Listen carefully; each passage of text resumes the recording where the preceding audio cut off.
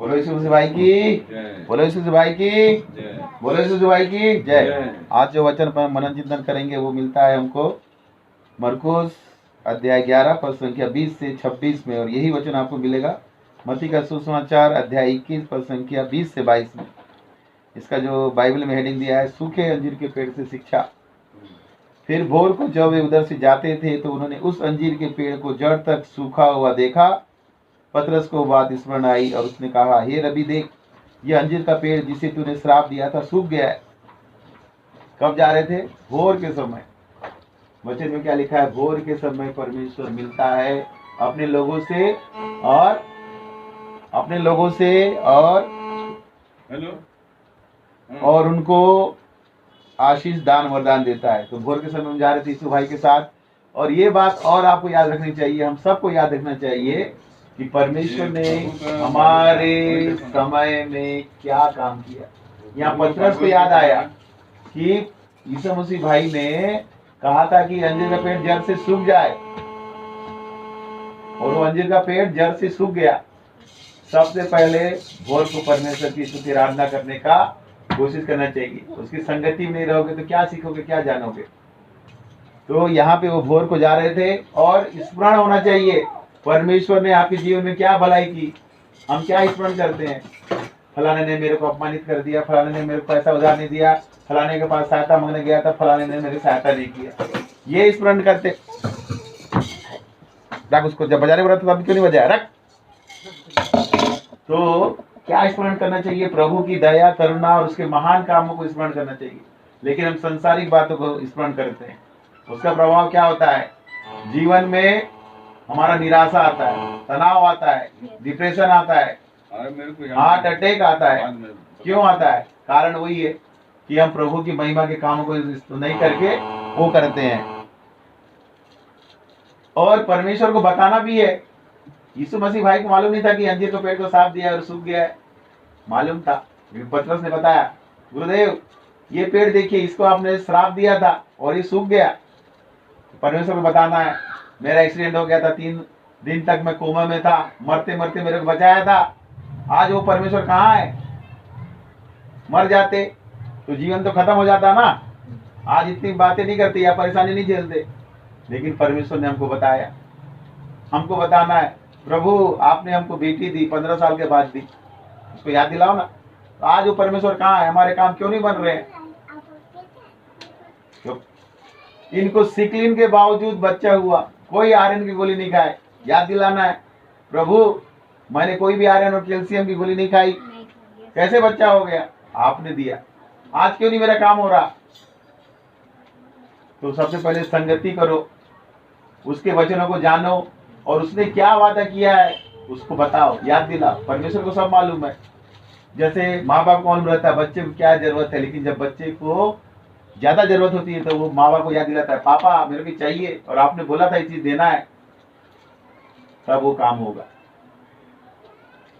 क्यों माँ बाप हर चीज लाके बच्चे को नहीं दे देते? सब तो जरूरत है ना, कपड़ा जरूरत है, जूता जरूरत है, आजकल तो ऑनलाइन चल रहा है तो बड़े बड़ा महंगा स्मार्टफोन चाहिए, टेबलेट चाहिए, टेबलेट लेके क्यों नहीं देते? बच्चा नहीं बोलता। तो जब इस संसार का नियम है कि बिना रोए माँ भी अपने बच्चे को दूध नहीं पिलाती, वो सोचती है इसका पेट ठीक है। समझदार माँ बाप होते जाके चेक करते हैं, समझ में आ जाता है रे नहीं रो रहा है, लेकिन ये भूखा है। वो कब होगा? जब माँ बाप आपकी ओर ध्यान देंगे। परमेश्वर आपकी ओर कब ध्यान देगा? जब उसको बताओगे। आपको चाहिए ना, मेरे को चाहिए ना, तब हम परमेश्वर को बोलेंगे, चिल्लाएंगे। कैसे चिल्लाएंगे? चौक में होकर चिल्लाएंगे, प्रार्थना के द्वारा चिल्लाएंगे, आराधना के द्वारा चिल्लाएंगे, उपवास के द्वारा चिल्लाएंगे, तब हमारी दुहाई वहां तक पहुंचेगी, है ना। ऐसा तो नहीं चिल्लाएंगे चौराहे में, ए पिता परमेश्वर दे दे, मुझे चाहिए इतना पैसा, मेरे को चंगाई दे दे, मेरे को नौकरी दे दे। ये सब ऐसा नहीं होता। परमेश्वर से मांगने का तरीका अलग होता है। सही समय में सही चीज मांगो, भोर को उठो, स्तुति आराधना करो, और जैसे कई चीजें हैं जब बंधन टूटते नहीं है उसके लिए क्या करते हैं? उपवास किया जाता है, विशेष मतलब के लिए, है ना। ये विधि बता दिया, पतरस को याद आ गया, प्रभु तो आपने बोला था अंजीर का पेड़ सूख गया। अब आगे क्या बोल रहे हैं? यीशु ने उसको उत्तर दिया, परमेश्वर पर विश्वास रखो। क्या बोला? ये नहीं बोला हाँ मैं देखा, मैंने बोला था तो हो गया, ऐसे बोला क्या? देखो मैं बड़ा वो हूँ, एकदम सिद्ध हूँ, मैंने बोल दिया तो हो गया, तुम भी मेरे से पंगा लोगे तो ऐसे सुखा दूंगा। क्या बोला? परमेश्वर पर विश्वास रखो। आज जो भी परिस्थिति आ रही है हमारे घरों में हो, दुनिया में हो, किस पे विश्वास करना है? परमेश्वर पे। अगर ये कोरोना बहुत पहले चले जाता, अगर लोग बाग दवा दारू के साथ प्रार्थना भी करते, लेकिन लोग नहीं माने, अपने साधनों पे भरोसा किया और दूसरा तीसरा लहर जो बोलते हैं वहां तक पहुंच गए। इसलिए बोलते हैं ना, पुराने लोग गलत बोल के गए हैं क्या? दवा के साथ दुआ भी चाहिए। लोग उस चीज को भूल गए हैं। आज कहीं भी जाओ प्रार्थना नहीं करते, कुछ नहीं करते, जब मर जाएंगे आखिरी समय तब करते हैं भैया चलो कुछ तो हो जाए। कई लोग आरोप लगाते हैं, जैसे हम प्रचार करने जाते हैं, प्रचार लोग क्या आरोप लगाते हैं? अरे वो तो फलाना ईसाई धर्म को स्वीकार किया था, क्यों मर गया भाई? उसको क्यों चंगाई नहीं मिला? क्यों चंगाई नहीं मिला? वो मतलब के लिए आया। मतलब के लिए आओगे तो नहीं मिलेगा। मतलब के लिए आओ, लेकिन विश्वास से फिर निस्वार्थ हो जाओ। चरण है, पहले आप स्वार्थ से आओगे, लेकिन स्वार्थ को निस्वार्थ में बदलना है। ये बातें। और कई लोग को प्रभु ने मरते मरते जिला दिया। क्यों? उसने पूछा सच्चा परमेश्वर कौन है? अगर वो मुझे जिलाएगा तो मैं करूंगा। वाचा बांधना पड़ता है, तब परमेश्वर अपनी गवाही के लिए करता है। कई लोग मरते मरते बच गए, कई को चाकू से मारा गया, तलवार से मारा गया। उन्होंने बोला सच्चा परमेश्वर अगर तू है तो मुझे बता, मैं सब करने को तैयार हूं। ऐसा वाचा बांधना पड़ता है, तब परमेश्वर हमसे और आपसे बात करेगा। आज एक छोटा सा आदमी कोई अधिकारी बन जाता है, बिना पर्ची के आप उससे मिल नहीं सकते। ऑफिस में जाते हैं ना, एक बड़ा सा आईएएस अधिकारी समझो, उसके पास आप बिना पर्ची के नहीं जा सकते। पर्ची जाने के बाद भी जब बुलाएगा तब जाना है, तब तक वेट करना है। परमेश्वर को हम घर का क्या समझते हैं? हमारे पास्टर साहब बोलते थे कि आदमी जो है इसको कुत्ता समझता है, सब कुछ काम करेगा, सब कुछ काम होने के बाद कुत्ता को ऐसे पुचकारते हैं ना, वैसे पुचकारते हैं और डायरेक्ट आर्डर देते हैं, परमेश्वर मेरे को ये चाहिए दे दो। धमकाते तक है, सौदाबाजी करते हैं। तो वैसा करने से नहीं होगा। परमेश्वर पर विश्वास रखो, भला परमेश्वर है। उसने क्या बोला है वचन में, परख कर देखो मैं कैसा भला हूँ। तो परखने के लिए वो हिम्मत भी चाहिए, वैसा व्यवहार भी होना चाहिए। आज अगर आप, मैं फिर बोलता हूँ, परिवार को समझिए। अगर बच्चा का व्यवहार बहुत अच्छा है, वो पॉकेट मनी में 10 से आपसे 20 भी ले लेगा, आप उसको दे दोगे। क्यों दे दोगे? आपको मालूम है कि वो गलत नहीं करेगा। लेकिन अगर गलत करेगा, आपको उस पर विश्वास नहीं तो नहीं दोगे। और वो किस विश्वास पे आएगा? मेरे पिताजी अच्छा है, भला है, मुझे जानता है, इसीलिए मुझे देगा। नहीं तो लोग अभी जैसे हम कुछ बात कर रहे हैं, कई लोग पास जाते हैं, हमारा मन क्यों नहीं खुलता है? कल क्या घटना हुआ, आज आपके मन में क्या आ रहा है, क्या बात हो रही है? अरे वहां नहीं जाना है, वो नहीं कर पाएंगे, हमारा हंसी मजाक उड़ा देंगे। ये बात क्यों आ रहा है? क्योंकि हमको उन पे भरोसा नहीं है और उनको भी हम पे भरोसा नहीं है, क्योंकि काम ही ऐसा हो रहा है। तो परमेश्वर पर भरोसा रखना है। फिर यीशु भाई ने क्या कह दिया? मैं तुमसे सच कहता हूँ, जो कोई इस पहाड़ से कहे तू उखड़ जा, समुद्र में जा पड़, और अपने मन में संदेह न करे वरन प्रीति करे, तो जो कहता हूँ वह हो जाएगा, तो उसके लिए वही होगा। कितनी बड़ी बात बोल दी। अगर मन में विश्वास करो और संदेह ना हो, तो जो बोलोगे वो हो जाएगा। तो क्या ये सही है एकदम पेड़ पहाड़ से चला जाएगा? बताइए, सही है? पहाड़ चला जाएगा, उखड़ के समुद्र में गिर जाएगा? आज तक हुआ ऐसा? मैं तो नहीं देखा। पहाड़ जैसी समस्या। तो शब्दों का इसमें वो है। इसलिए मैं इब्रानी बाइबल क्यों मांग रहा हूँ? इब्रानी बाइबल ही मूल में लिखा गया है और वहां उसका विशेष मतलब है, वो चित्रात्मक वो है। चित्रात्मक मतलब उसमें पिक्चर बनाया जाता है, तो उसमें ही इसका सही अर्थ रहेगा। लेकिन जो हमने सुना और हमको बताया गया है, ये है आप हमारी आपकी समस्या। बोलते हैं ना, अरे समस्या तो पहाड़ जैसी हो गई है। क्यों हम बोलते हैं? क्यों बोलते हैं? वचन के कारण। समस्या तो इतनी पहाड़ जैसी हो गई भैया, कोई इसको हल नहीं कर सकता। एक हमारे पास्टर साहब बताए थे, जॉन विट्टी, कि एक घर के सामने बहुत बड़ा इमली का वृक्ष था, उसको हटाना चाहती थी। तो ये वचन उसको समझ में आ गया कि पहाड़ से कह दे, तो उसने भी बोली रात भर प्रार्थना करती हूँ। रात भर प्रार्थना की, सुबह दरवाजा खोली तो वहीं पे था। क्या बोलती है? मेरे को मालूम था नहीं होगा, क्या बोलती थी? मेरे को मालूम है नहीं होगा। पहले उसको यकीन नहीं था कि वो जाके वैसा हो सकता है। क्या फिर रात भर क्या किए? रात भर क्या किए? संदेह है तो सबसे पहले संदेह को दूर करो, प्रार्थना में समय खराब मत करो, कोई मतलब नहीं। घुटना दर्द हो जाएगा, कमर का रीढ़ का हड्डी खराब हो जाएगा। पहले संदेह को दूर करो कि जिस परमेश्वर का मैं आराधना करता हूं मेरे लिए कर सकता है क्या। संदेह को कैसे दूर करोगे? वचन को पढ़ के, वचन के साथ दूसरों की गवाही सुन के कि मेरे जीवन में हुआ है तो आपके जीवन में होगा, ये संदेह निवारण। तब जाके आपका जो पहाड़ जैसा परिस्थिति है वो दूर होगा। समझ रहे? तब यीशु की बात, यीशु का हर वचन सच्चा है, लेकिन लोग उसको नहीं मान सकते। आगे फिर क्या कहा? इसलिए मैं तुमसे कहता हूं जो कुछ तुम प्रार्थना करके मांगो तो प्रतीति कर लो कि तुम्हें मिल गया और तुम्हारे लिए हो जाएगा। जैसी प्रार्थना की है समझ जाओ कि तुम्हारे लिए हो जाएगा। एक वचन में लिखा गया है यीशु मसीह ने की गई हर प्रार्थना आमीन और आमीन है, मतलब ऐसा ही हो, लेकिन उतना विश्वास लाना पड़ेगा। इसीलिए हमारे पास्टर प्रवीण लारेस का मैं एक सेंटेंस याद करता हूँ, आपको विश्वास नहीं था तो आप क्या प्रार्थना कर रहे थे? भैया बार बार बोलते हैं ना प्रवीण लारेस साहब, अगर आपको विश्वास नहीं था तो क्या प्रार्थना कर रहे थे आप? विश्वास अनदेखी वस्तु का प्रमाण है, जो हो जाता है वो विश्वास नहीं है। आज हम इस सिस्टम को लेने के लिए विश्वास कर रहे थे ना, आ गया। आज हम उस कलीसिया को बनाने के लिए विश्वास करते हैं, वो भी होगा। वो बड़ा चीज है, छोटा चीज का हो गया।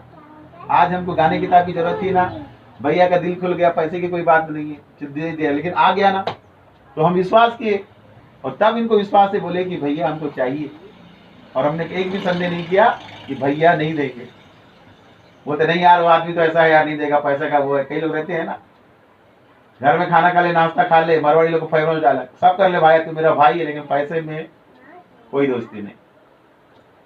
तो इस संसार के, इसलिए लिखा इस संसार के लोग रीति रिवाजों में बंधे हुए हैं और विश्वासी लोग से आगे हैं एकदम। हाँ, 1 रुपया देंगे तो 1 रुपया ही देंगे, 2 रुपया नहीं देंगे, और कुछ देंगे भी तो आपसे फायदा उससे 10 गुना निकाल लेंगे। तो वचन हमको सब बताता है। और जब तुम खड़े होकर प्रार्थना करो और यदि तुम्हारे मन में किसी के प्रति कुछ विरोध हो तो क्षमा करो, इसलिए कि तुम्हारा स्वर्गीय पिता भी तुम्हारे अपराध क्षमा करेगा, और यदि तुम क्षमा ना करोगे तो तुम्हारा पिता भी स्वर्ग में तुम्हारा अपराध क्षमा ना करेगा। तो ये बात भी ध्यान रखना है कि किसी के लिए मांग रहे, कई लोग रहता है अरे उसका वंश नाश हो जाए, इसके लिए भी उपवास प्रार्थना करते हैं, प्रभु उसको डिमोशन दे दे, उससे ज्यादा हमको दे दे। ऐसी प्रार्थना करोगे तो नहीं। और क्षमाहीनता, क्षमाहीनता ईसाइयों में बोलना चाहिए तो सबसे ज्यादा है। वचन को जानने के बाद भी क्षमा नहीं कर पाते। कई उदाहरण हमारे सामने हैं। और परमेश्वर को आशीष चाहिए तो आपको क्षमा करना ही पड़ेगा, नहीं तो जो प्रार्थना उसने सिखाई थी, हे प्रभु तेरा राज्य आए, नहीं आएगा, हमको आशीष नहीं मिलेगा, रोटी नहीं देगा, तकलीफ आएगा हमारे जीवन में, खाने के लिए तरसोगे, खाओगे भी तो शरीर में नहीं लगेगा, क्योंकि उस प्रार्थना का चरण ही वही है। आप कुछ भी प्रार्थना कीजिए, लेकिन आपका मन किसी के प्रति क्षमाहीनता के भावना से नहीं रहना चाहिए। आज कलीसिया में कई जगह होता है, आप लोग भी देखते हैं भैया, कई बुजुर्ग लोग जो है चर्च नहीं आते और मर जाते हैं। प्रभु से क्या दुश्मनी? कोई कमेटी वाला बोला होगा, कोई पास्टर बोला होगा, अरे उससे क्या करना, क्षमा नहीं कर पाए उसको। कई पति पत्नी लास्ट में साथ रहते, अरे तू उसका मुंह नहीं देखूंगी मैं मरते तक, पति बोलता नहीं देखूंगी। घटना वास्तविक हो चुकी है। बच्चे बोलते हैं ये मरेगा हरामखोर, तो मत बुलाना हमको। सही घटना जगदलपुर में घटी है, और इतने बड़ी फैमिली लोग, एक मृत्यु भोज तक नहीं दिया गया तो उसकी बहू ने मृत्यु भोज दी। बताइए, ऐसे में जी रहे हैं तो ये क्या नरक जाएंगे कि स्वर्ग जाएंगे? फैसला किसके हाथ में है? आपको समझ में आ जाएगा। क्षमाहीनता, इसीलिए प्रभु बार बार क्या बोलता है, जैसे मैंने क्षमा किया वैसी क्षमा करो। पत्रस पूछ दिया कितने बार क्षमा करूं प्रभु, तो बोले 70 गुना बार, 7 नहीं 70 गुना बार करना, मतलब हमेशा क्षमा। लेकिन प्रभु जीवन में काम करता है, जिसको आप क्षमा देते हो इतना भी मूर्ख नहीं होता, वो समझ जाता है, प्रभु उसका जीवन को बदलता है। इसीलिए ये जो बात की, पहले प्रभु से संगति करो, प्रार्थना करो, विश्वास करो, और पहाड़ से बोलो, ए पहाड़ यीशु मसीह भाई के नाम से बोलता हूँ, बोलती हूँ, निकल जा और समुद्र में जाके उखड़ जा, मतलब डूब जा।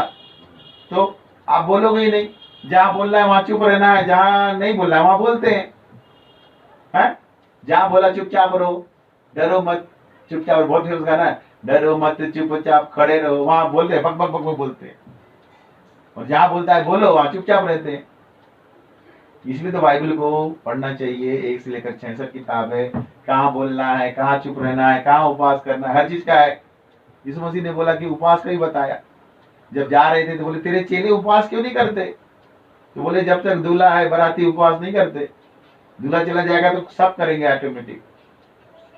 आज हमारा यीशु मसीह भाई जिंदा है, इसलिए जो अपने आप को हम लोग पेंतीकॉस्टल जो भी बोलते हैं, क्या बोलते हैं, हम सिर्फ यादगारी के लिए करते हैं। इसलिए वो क्रिसमस में भी उनका विशेष मतलब नहीं है, ईस्टर में भी विशेष मतलब नहीं है, क्योंकि प्रभु यीशु मसीह करके कई कलीसिया में ताली नहीं बजा सकते, हंस नहीं सकते कि क्या है भैया, हमको क्या कैदी बनाने के लिए यीशु मसीह आया। गाते नहीं गाना, आप गाना नहीं गा सकते, और आपको पास्टर जो बोला उसका आपको समर्थन ही करना है। प्रचार कैसा भी रहा आप नहीं बोल सकते। एक बार मैंने बोल दिया, बोलते हाँ मेरे को नहीं सीधा, मेरा लेवल ऊंचा है, मेरा लेवल ऊंचा है तो मेरे को नहीं सीधा, मैं सीधा बोल दिया। आपको अच्छा लगे बुरा लगे, मैं उससे ज्यादा अच्छा अच्छा सुन चुका हूँ। अगर आप अच्छा खाना खाओगे और कोई आपको बुरा खाना दे देगा तो अच्छा लगेगा आपको, नहीं लगेगा। जो गाना सुनने वाले हैं, अगर मधुर आवाज सुनने का आवाज है, कोई फटे आवाज में गाएगा तो नहीं सुनेगा वो, कितना भी उसको बैठा के सुना। कविता, एक बहुत मजाक उड़ाया जाता है कवि लोग का कि ये पकड़ के कविता सुना देगा। क्यों कविता से नफरत, कविता इतना है आपको दीवाना बना दे, मदहोश कर दे, पागल कर दे, लेकिन कविता उस शैली का होना चाहिए। हर चीज का एक लेवल होता है, तो अगर आपका लेवल नहीं है, आपको नर्सरी कीड वाली कहानी सुनाएंगे। इसलिए संत पुलिस क्या बोला, अन्न खाने वाला बनो, सियाने बनो। कब तक दूध पीते रहोगे। और परमेश्वर की इच्छा क्या है, अपने समान सिद्ध और पवित्र बनाना चाहता है, अपने समान सिद्ध और पवित्र बनाना चाहता है, ये परमेश्वर की इच्छा। लोग अभी भी प्रेज द लॉर्ड हवा में चुम्मा से आगे नहीं बढ़ पाए हैं। प्रार्थना करो बोलने से सांस खुल जाएगा, उपास करो बोलने से सांस खुल जाएगा। न बच्चों को सिखा सकते, सब देंगे बच्चों को, बाइबिल मोबाइल सब देना अच्छा है, लेकिन प्रार्थना करना क्यों नहीं सिखाते। मसीह जीवन में जाना है ना, वही ढकलते। बाद में बोलते हैं हमारा बच्चा हाथ से निकल गया। अरे उसने मोबाइल लिया तो अपने से नहीं लिया, आपने जाके दिलाया ना। लैपटॉप दिया तो आपने दिलाया ना। उसको बड़े बड़े कॉलेज में किसने एडमिशन दिलाया, आपने दिलाया ना। प्रभु के राज में क्यों नहीं दिला पाए। नहीं नहीं बेटा पढ़ पढ़ पढ़, तेरा एग्जाम है। अच्छा, प्रभु के सामने जब एग्जाम होगा तो कौन जिम्मेदार होगा। इसीलिए खासकर मैं साउथ इंडियन लोगों का तारीफ करता हूँ, जो मसीह में पहले चर्च आओ, पढ़ाई लिखाई भी पूरा पूरा माँ बाप नजर रखते हैं, तो बच्चा कैसे बिगड़ेगा। और शैतान के साथ है, कुछ हो गया तो अपवाद स्वरूप बिगड़ते हैं। और हम लोग फिर घर में लेडीज लोग चालू हो जाता है, अरे चिकन बनाना है, शनिवार ला के रखो ना फ्रिज में, बकरा बनेगा, चिकन बनेगा, उसमें ध्यान। और सियाने आदमी घर में रख देते रखवाली के लिए, डॉग है वो, कुत्ता कुत्ती है, देखते रहना घर को करके। उस सारे परिवार को चर्च जाने की जरूरत है। कब किसका समय आ जाए, कब कौन चला जाए। अभी मेरे पिताजी 75-76 साल में आ गए हैं, और उनके साथ कई लोग लुढ़क गए। फिर जवान जवान आज मर रहे, 30-32, कोई रेंज नहीं है। तो किसका समय कब आ जाए, इसीलिए बोला ना हमेशा जागते रहो। क्यों बोला जागते रहो, इसीलिए कब तुम्हारा समय आ जाए पता ना चले, इसलिए तैयारी में लगे रहो। आज भी अगर हम मर जाएं, प्रभु के सामने हमको मुकुट मिले, उसके लिए हमको निरंतर करना पड़ेगा, दिखाना पड़ेगा। 24 घंटा दिया है, 24 घंटे का दशमांश होता है 2 घंटा। सुबह उठो ना, नींद ही नहीं खुलता, 4 बजे उठ जाओ, 2 घंटा का रहना 6 बजे तक। फिर संसार में आपको इतना समय दुनिया का काम कर लोगे, गाना गा लो, प्रचार कर लो, धंधा कर लो, बिजनेस कर लो, कुछ भी कर लो, सज लो, सवर लो, ब्यूटी पार्लर चले जाओ, हर काम आपका होगा। उठना ही नहीं चाहते, वर्चुअल दुनिया में जीते हैं, आभासी दुनिया में। फेसबुक व्हाट्सएप में 2 बजे तक लगे हुए हैं, मैसेंजर में, उसको भी प्रभु राज के इस्तेमाल करोगे तो प्रभु देगा। बड़े बड़े पास्टर लोग बोलते हैं हम 12 बजे प्रार्थना करते हैं, उसके बाद सो जाते हैं, उठते हैं 10 बजे। वोट को क्या करेगा फिर भैया, कैसे तेरे से परमेश्वर बात करेगा। तो एक सिस्टमेटिक, या तो अपने अनुसार जियोगे तो नरक के लिए तैयार रहो, प्रभु के अनुसार जीना है तो स्वर्ग के लिए तैयार रहो। ये सीधा बात है। इसीलिए यीशु मसीह ने 2 टूक में कह दिया, मन फिराओ नहीं तो नाश हो। और मैं किसी पे दोष लगाने नहीं आया हूं, मेरा वचन, जैसी आप वचन सुनोगे वचन दोष लगा देगा। तो प्रभु हमसे सब कुछ करवाना चाहता है, हमारा सहभागिता चाहता है, हमसे संगति चाहता है, लेकिन आप मिलोगे तब तो। आज अगर हमको कलेक्टर बुलाए 6 बजे आना भैया, 5 बजे जाके वहां खड़े रहेंगे। परमेश्वर क्या समझते हैं हम, घर का आदमी, बूढ़ा खसूर खाते रहते हैं ना, वैसे समझते हैं। जाएंगे तो चर्च टाइम में नहीं जाना, नहीं आना। अरे रीजन है, कारण है तो सब माफ है, लेकिन अगर जेन्युइन कारण नहीं है, तकलीफ है। तकलीफ पास्टर को नहीं है, तकलीफ आपको है व्यक्तिगत। आप परेशानी में आ जाओगे। फिर बच्चा हमारा नहीं पढ़ता जी, हमारा पति से पत्नी संबंधी प्रार्थना करो, ये तो चल रहा है चर्च में, व्यक्तिगत प्रार्थना करवाते हैं ऑनलाइन। फिर वो पास्टर से भी मन नहीं भरता तो दूसरे से, कई लोगों से जुड़े हुए, सब सही है, लेकिन खुद को सुधरना पड़ेगा। उद्धार व्यक्तिगत अनुभव है। आप किसी को क्षमा नहीं कर पाओगे, किसी का अपमान को, मसीह जीवन में मैं बोलता हूं मेरा व्यक्तिगत है, अगर आप अपमान को नहीं सह सकते, मसीह जीवन में नहीं बढ़ सकते। अपमान को आपको सहना पड़ेगा। अपमान और क्षमा नहीं करने की भावना अगर आपके अंदर है, मसीह जीवन में नहीं बढ़ सकते, वहीं पे वहीं रह जाओगे। अपमान सहना और क्षमा करना दूसरे को, ये मसीह जीवन का सबसे बड़ा वो है। लिखा है ना, जब यीशु मसीह भाई को ले गए, उसकी दाढ़ी को खींचा गया, थूक दिया गया, उसको थप्पड़ मारे, राजाओं के राजा को थप्पड़ मार दिए, थूक दिए, कांटों का ताज पहना है। क्या बोला लास्ट में? प्रभु ये नहीं जानते इनको क्षमा करना। आज अगर हमको कोई थूक दे तो फिर देखो क्या करते हैं उसको। है एक शब्द बोलते, तूने बोला है तो वो कंगन मारेगा तो हम उसको ढेला मार, ईंट मार देंगे, ईंट का जवाब पत्थर से। तो हमारा प्रभु यीशु मसीह ऐसा नहीं है, हमको बुद्धिमानी दिया है क्या कैसे करना है। जैसे भी बोले स्पीकर में आवाज कम कर दो, आप लोग बोले ना आवाज कम कर देते हैं, क्या नुकसान है हमारा? कोई नुकसान नहीं है। लेकिन जब वो परेशान करने के लिए करेंगे तब नहीं करेंगे हम, है ना। ये हमारा विश्वास है। अगर किसी को वाकई तकलीफ हो रही है तो तकलीफ देने के लिए ना यीशु मसीह भाई आया है ना हम आए हैं। लेकिन अगर वो जानबूझ के करेंगे तब हम नहीं करेंगे, तब हम उसका सामना करेंगे। यही है शैतान का सामना करना। सत्य के लिए आप उठो और किसी की तकलीफ में करो। मेरा पड़ोसी कौन है? मेरा पड़ोसी वो है जो हर एक जरूरतमंद है और मैं सक्षम हूं अगर उसकी मदद करने के लिए, नहीं तो प्रार्थना तो कर ही सकता हूँ। आज क्यों लोग बोलते हैं प्रार्थना पे जी करेंगे, बड़े बड़े पैसे वाले हैं, पैसा है, काम नहीं हो रहा है, प्रार्थना करो। बच्चा हाथ से निकल गया है, चर्च में एक माँ बाप अलग चर्च में जाते हैं, बेटा अलग चर्च में जाता है, इससे बड़ी दुर्गति क्या होगी? जिस बच्चे को पैदा किए वही बच्चा अलग चर्च में जा रहा है, चर्च में नहीं आते। बोले पापा आप जाओ, ये ओल्ड फैशन है, हम नहीं करेंगे। कई तरह की परिस्थितियां हैं, सबसे निपटने वाला एक ही है यीशु भाई। उसमें विश्वास करो, संदेह मत करो, और कितना ही बोलेंगे ये वचन खत्म नहीं होगा, घूम फिर के वहीं पे आएगा। परमेश्वर पर विश्वास करो और सबसे पहले खुद सुधरो। बोलते हैं ना किसी बच्चे को सिखाना है तो खुद उसके सामने करो। अभी भैया देख रहे थे, मैं डंडा उठाया, एंजल आ गई तो भैया को बहुत अच्छा लगा, हंसी आ गया उनको। क्यों? वो डर गई, नहीं तो 10 डंडा पड़ जाएगा। अभी ध्यान नहीं दे रहा, चलेगी तो वो बचपन है, कुछ उसको रियायत देना पड़ेगा। लेकिन जब वो बड़ी हो जाएगी उसको समझ में आएगा कि मेरे पिताजी ने मेरे साथ सही किया। उस दिन में मारा, मधु को भी बहुत तकलीफ हुआ, क्यों मार दिया इतना, लेकिन उसके बाद अब बिना बताए नहीं जाती वो। मालूम है पिताजी बहुत मारेंगे, उसके भले के लिए। कई बार आपको बच्चा बीमार रहता है, हम दवाई पिलाते हैं, कड़वा रहता है, वो उसको नहीं पीना चाहता, लेकिन अगर नहीं पिएगा तो कभी ठीक नहीं होगा और वो मर तक सकता है। इसीलिए माँ बाप उसको कैसे भी करके खिलाते पिलाते हैं। तो ये वचन के द्वारा प्रभु हम सबको आशीष दे और प्रभु के राज में हम आने पाए, खुद भी आए और दूसरे को भी लाएं। और खुद बचना भी जरूरी है, दूसरे को बचाना। प्रभु इस सब वचन के द्वारा आशीष दे। एंजल क्या बोलते हैं? जल्दी आओ, जल्दी क्या बोलते हैं? प्लीज प्रताप भैया आज बोलेंगे, क्या बोलते हैं भैया? प्लीज लाइक कीजिए, प्लीज लाइक कीजिए, सब्सक्राइब कीजिए, शेयर कीजिए, शेयर कीजिए। शेयर कीजिए। सबको जय मसीह, जय मसीह, प्रेज द लॉर्ड।